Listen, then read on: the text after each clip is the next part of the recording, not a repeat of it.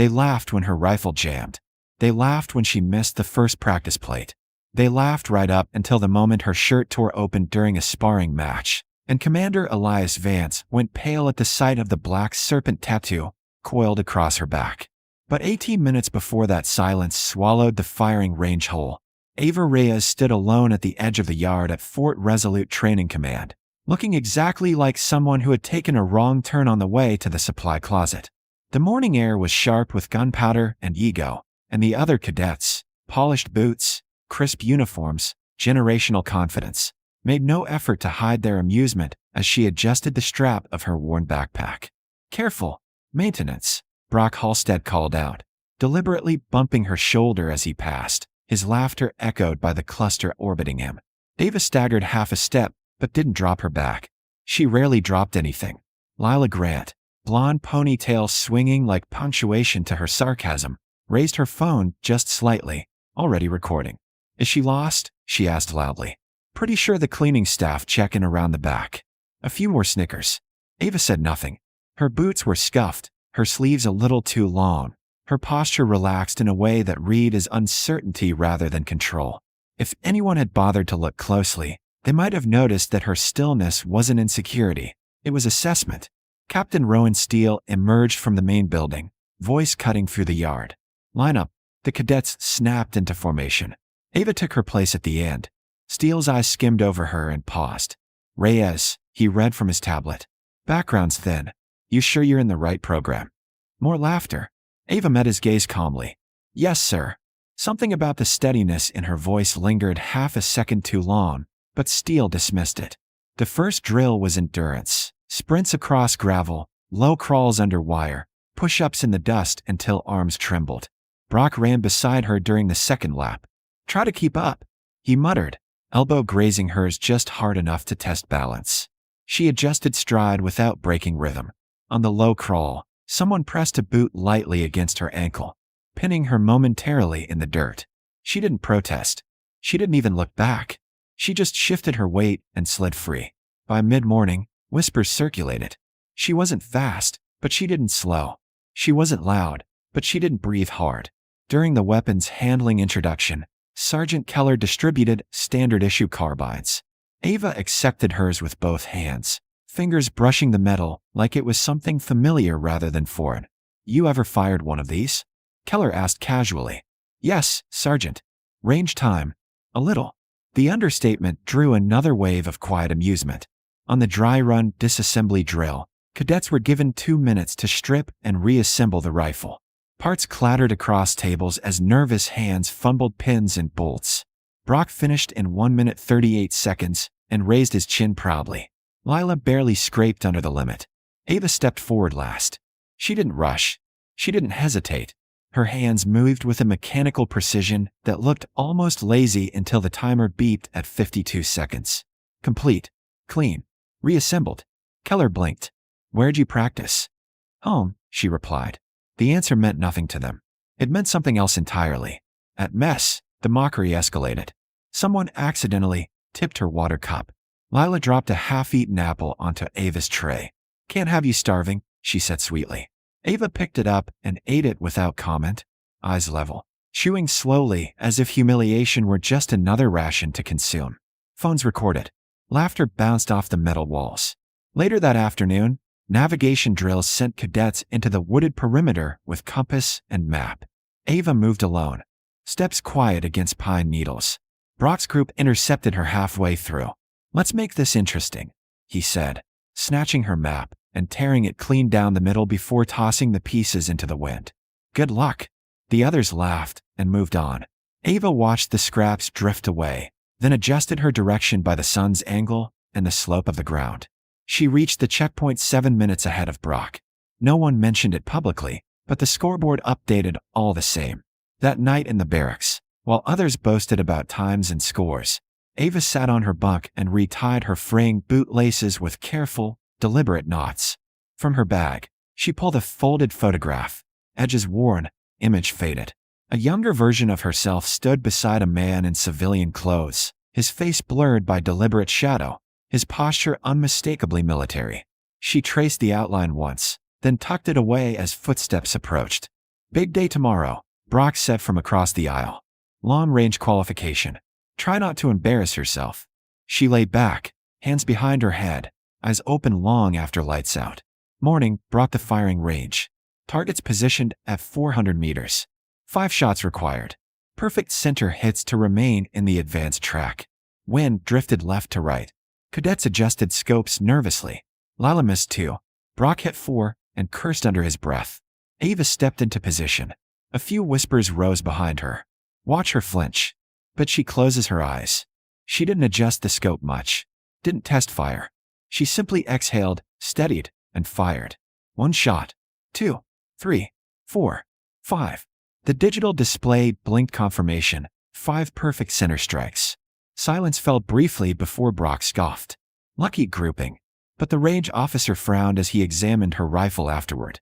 The rear sight was slightly misaligned, enough to throw an average shooter off target entirely. She had compensated without correction. That's not luck, he muttered under his breath. Ava returned the rifle and stepped back into formation, face unreadable. The laughter didn't resume as easily this time. It came thinner, more forced. Something had shifted, not enough to erase their arrogance, but enough to plant doubt. And doubt, in places built on ego, is the first crack in the foundation. As the cadets dispersed for the final afternoon drill, close quarters combat evaluation, Brock rolled his shoulders and glanced at Ava with renewed determination. Let's see how you handle real pressure, he said. She adjusted her sleeves quietly, unaware, or perhaps entirely aware, that within the hour, fabric would tear, ink would be revealed, and Commander Elias Vance would forget how to breathe. But for now, she stood where she had always stood since arriving at Fort Resolute Training Command. Underestimated, unbothered, and waiting. The punch was meant to humiliate her, not expose her. When Brock Halstead slammed Ava Reyes against the padded wall inside the combat ring at Fort Resolute Training Command, the crowd expected laughter, maybe tears, maybe the final proof that she didn't belong. Instead, when fabric ripped from shoulder to spine and revealed the ink across her back, the entire yard went silent. Her torn shirt hung loose, exposing a dark, intricate tattoo. A coiled black serpent wrapped around a fractured skull, its fangs bared, its body etched with surgical precision. It wasn't decorative. It was a mark of allegiance, the insignia of the long-rumored Phantom Serpent Unit. A unit officially declared dead 6 years ago. Commander Elias Vance, observing from above, froze mid-step. He descended from the platform without hesitation. Release her, he ordered. Brock, confused but still defiant, loosened his grip.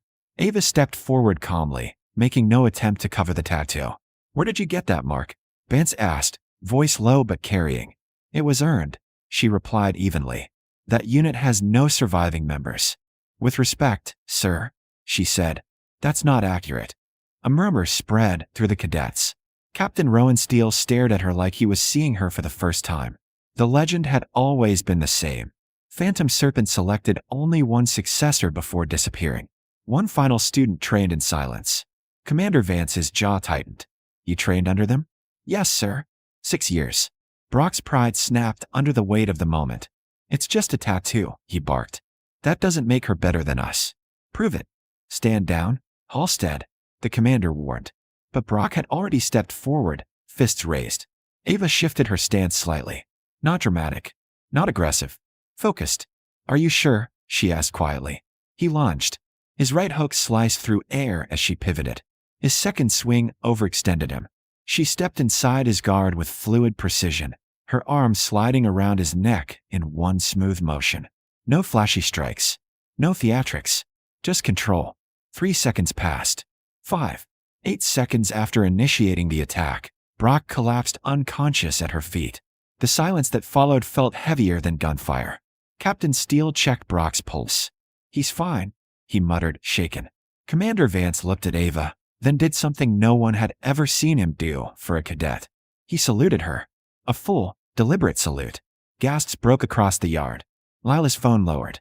No one dared speak.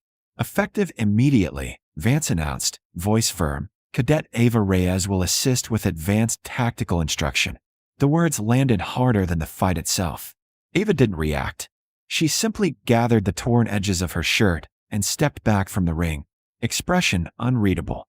The same woman they mocked at the firing range now stood at the center of the yard, not because she demanded respect, but because she had earned it.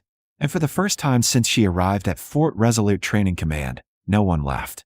The silence that followed Brock's collapse didn't fade quickly. It settled over Fort Resolute Training Command like a permanent shift in gravity. The same cadets who had mocked Ava Reyes now avoided her gaze. Conversations lowered when she walked past. Lila deleted the videos she'd recorded before anyone could ask. And Brock, once the untouchable golden boy, returned to training quieter, humbled, the bruise to his pride far deeper than the temporary blackout she'd given him. Commander Elias Vance requested her full file that evening. What he received came with clearance restrictions. What he read explained everything. The insignia of the Phantom Serpent Unit wasn't symbolic. It was operational. Ava hadn't been trying to prove herself. She had been deliberately holding back. Her placement at the base wasn't accidental either. It was evaluation, observation, leadership assessment under stress. And the cadets had unknowingly become part of that test. The following week, training protocols shifted. Harassment policies tightened.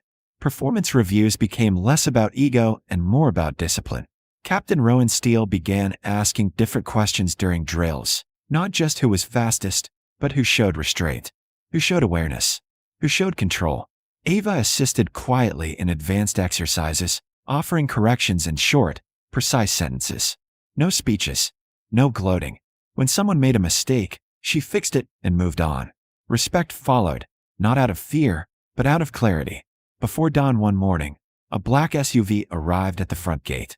Commander Vance met it personally. The man who stepped out wore civilian clothes, but authority clung to him like rank. Ava was called from the yard. There were no dramatic goodbyes, no formation send-off, just a brief exchange between her and the commander. "You could have revealed yourself the first day," Vance said. "That wouldn't have taught the right lesson," she replied. He nodded once. As she walked toward the SUV, Elena, one of the few who had treated her with basic decency from the start, caught up beside her. "Why stay silent so long?" Elena asked. Ava adjusted the strap of her worn backpack, the same one they had laughed at. "Because real strength doesn't rush to be recognized," she said calmly. "It waits." Then she stepped into the vehicle and left Fort Resolute Training Command the same way she arrived, without spectacle. Months later, new recruits would hear the story. About the firing range, about the torn shirt, about the commander who froze. But the part they remembered most wasn't the tattoo. It was the silence that followed it. Because sometimes the most powerful person in the room isn't the loudest. It's the one who never needed to prove anything at all.